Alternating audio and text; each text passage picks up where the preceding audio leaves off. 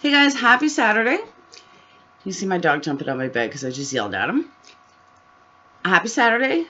And if you're like me, you're in because you're a loser, because I'm a loser, because I'm in every Saturday night. Why? Because I have no fucking life. So, with that said, I have fucking crazy earth-shattering news tonight. Not really, but it sounded good. So I'm trying to get you guys pumped. This is not a lot in this case right now. But I found stuff. So first, I want to give you the good news. The good news is, if you guys are familiar with the Hood, there has been a war between, well, a mini war, I'll say. I wouldn't say it was World War III, but it was more like Desert Storm. Casey and Martinez and I have been at odds. And, okay, so we failed to get along. But someone I'll call Ken Kratz Jr. is also in the Hood. And no, he's not with the guilty party or anything. I don't know what he's with, but he was about to start a smear campaign against Casey. I don't go for that shit. I've had a smear campaign from my ex that I just don't go for it at all. I think there's much better ways to handle it. And a smear campaign does absolutely nothing. And the thing was, like, he was doing it over the dumbest fucking thing. It wasn't even like, if he would have had something solid or said, you know, Clue TV stole my money or something like that, it wouldn't have gotten involved other than, you know, the simple smear campaign. But it was like the stupidest fucking thing that you can ever think of. So I saw her and I was like, what the fuck is this? So because of that, her partner, John, who is funny as hell, and granted, pot's legal in Oregon, so maybe that has something to do with it, but funny as hell.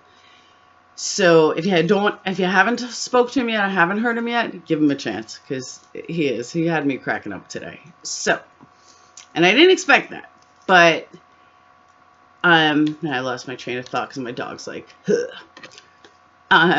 So because of that, Casey and I had a 2.5-hour conversation today. We called a truce. Her and John had asked me to do a segment on Clue TV, and I thought it was very nice of her to do, or them to do, but I did respectfully decline. But we are going to, you know, do stuff together. I had sent stuff to John just tonight, but, you know, we're going to do our own thing, but we want everybody to realize that there's no reason for two people on the same side to be at war. So we buried the hatchet, and, you know, feel free to be in, you know, everyone's group and love all of us. And I know that I never, you know, stopped you from anything, but just to now, you know, let's all make peace and love, and yay, we'll all move to Oregon and hang out with John. So secondly, my big earth-shattering news that doesn't exist.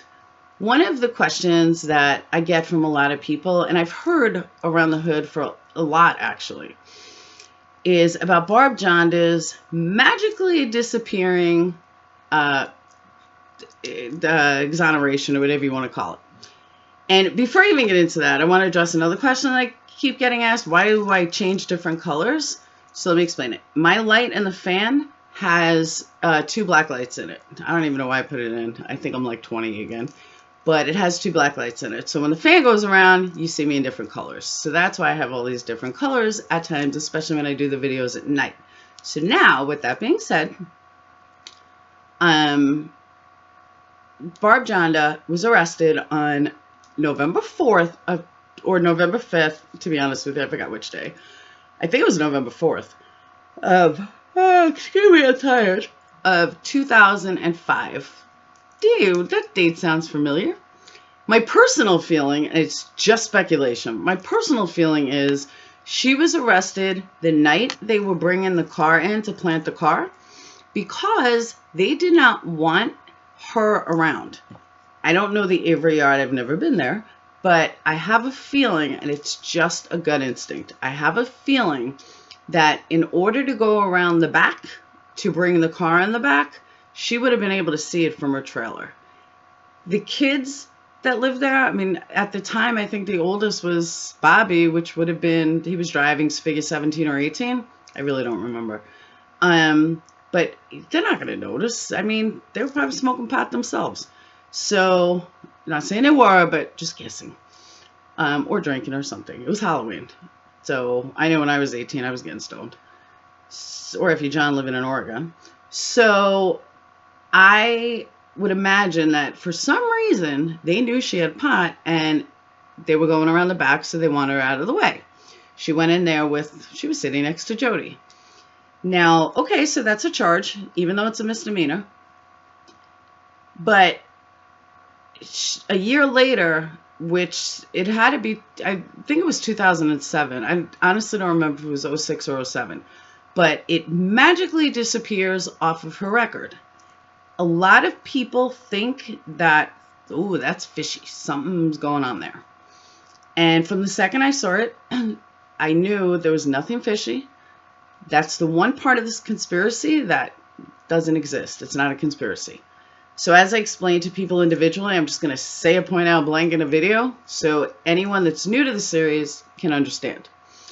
What she got was called a deferred sentence. And what a deferred sentence is, it allows you to, for a first-time offender, it allows you to basically exonerate it from your record. And that's all that happened to her. Her timing may seem off, but in the grand scheme of the law, it's exactly what happens. So she didn't get in trouble for a year or 2 years, however long it was. And therefore, she was able to just exonerate it off her record when the time came. Judge gave her, let's say, till June of 2007 for her not to get in trouble. As long as she didn't get in trouble again, gone off your record. That's why it looks like, oh, it just magically disappeared. It's not. If you look up a law for a deferred sentence, they're standard in every state. Now, some states have different names for a deferred statement or a deferred record or deferred charge, whatever the fuck you call it. So one of them is, let me see. I'll use the state of Georgia. Okay, we'll use Georgia. And let's say that even though I'm a criminal and I have multiple charges, let's say my charges are sexual exploitation of a minor. Okay? And I have 3 of them. I have not been in trouble for that crime before, nor have I ever been charged with a felony before. This is just in the state of Georgia. I've never been charged with a felony either. So because of that, my lawyer is a good lawyer. My lawyer decides, and this is strictly hypothetical situation, my lawyer decides, hey, why don't we go for the First Time Offenders Act? Okay, and before this, I was arrested probably 4 times on different burglary charges, cops. I mean, I had other charges, but I was never actually convicted of a felony.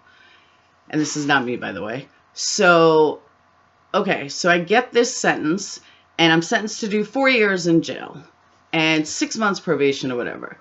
And the judge decides that, no, because of your past record, I'm giving you 4 years. Well, lo and behold, at some point, and he rips away my First Offender Act. So then a couple of years later, he decides, after I do my 4 years in jail, that he decides, hey, I was wrong. And because I'm such an honorary human being, obviously this didn't happen in Manitowoc, I am such a good human being and such an honorable court, I'm going to give you back your first time status, first time offender status. You've done your record. And because of that, my lawyer would then ask for an order of dismissal. I'm already off probation. My probation period's done. 5 years. I did 4 years in jail or 6 months in jail, whatever I did in jail. I don't know how long I did in jail. But I got my First Time Offender Act reinstated. So then, because the judge is willing to do the First Time Offender Act, I can get that charge completely exonerated off my record. So now that charge of the sexual exploitation of a minor is not on my record. Can I then go tell people that it was exonerated? No, because it wasn't exonerated. You finished your program. Was it exonerated as far as the law goes? Yes, but it's standard law. In an exoneration for real, like Stephen Avery got an exoneration, and that means that it's wiped off his record. Not that the one in Georgia, First Offender Act, isn't wiped off your record, but it's a different type of wipe off your record. One is because you didn't do it and you were innocent. That's an exoneration. Then you have the First Time Offender Act. You're guilty. You admit you're guilty, but you've done your probation and you've done your jail time. So being that it's a first time offense and you haven't gotten in trouble like a deferred sentence, you haven't gotten in trouble again, then it's exonerated. Technically speaking, if you want to say, oh, they're both exonerated, in a sense, yes, but one is the law and one is guilt or not guilt. I do not personally, and again, it's typically hypothetical, just in Georgia, just picked Georgia out of a random hat. Because of that, you have to understand that it's really not an exoneration. It's just the law.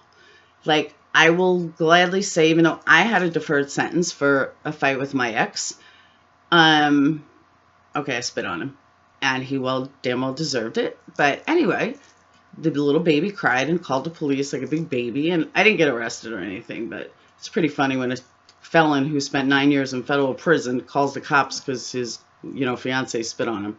It was pretty funny. But anyway, I know, bad Laura.